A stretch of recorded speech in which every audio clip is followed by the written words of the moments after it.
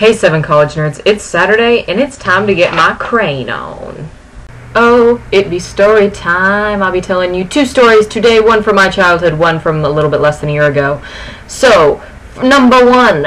When I was younger, we used to travel quite a bit, and this story takes place when I was about 8 years old. Now, I'm the eldest of 4 children, and I was 8 years old. We were driving across country, which we've done several times, from Annapolis, Maryland to San Diego, California. And on the way, we stopped to pick up my cousin Nikki, who was about 13 or 14, who was coming to California to help my mother take care of the kids when we moved into our new house. Now, we are an interesting family in that we're very used to traveling. Most people aren't nearly as used to traveling as my family is.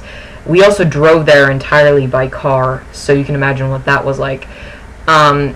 Nikki did not anticipate what this drive was going to be like, and about halfway through the first day, she started to have withdrawals to caffeine and sugar. The girl was addicted to Mountain Dew. And so my father, being the man he was, proposed an activity, Double Daddy math tutorials, which was something he always did with, my siblings and I, which was where he would give us a usually fairly simple algebraic or physics word problem, and we would solve it. Yes, algebra or physics. Now, Nikki initially ignored this and, whined and cried, and eventually my father said, "Nikki, I will buy you a Mountain Dew if you solve this math problem." And he gave her a math problem, and she tried to solve it, and it took her a very, very long time. And my siblings and I ended up having to help her with it. She was not particularly adept at mathematics, so, hey, not everybody is. But so she finally got the math problem, and she turned to my dad and said, "Ha, I got the answer." And he said, "Very good." And then she said, "Well, when are you going to stop? When are we going to stop?" And my dad said, "Well, we are driving 65 miles an hour. It is 50 miles to the next rest stop. Nikki, when do you think we're going to stop?" It was quite funny. She was not pleased, but I found it funny. My second story takes place a little less than a year ago when I went to France over the summer.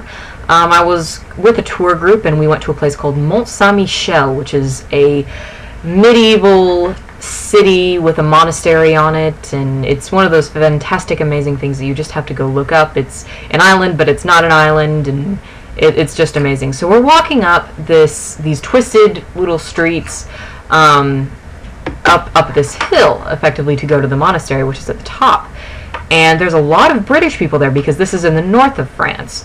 And so we're just kind of amused. There's a lot of, people of different languages, and it's just interesting to listen to. And we, at one point, saw this cute little girl, and she was running around, and she was very, very cute. And suddenly she looks to her mother and says in the cutest voice, "But Mummy, the ice cream's over there." It made my day. So Beauregard here might be a bit deformed, but it's okay, because I drew a smile on him. Elizabeth, see you tomorrow.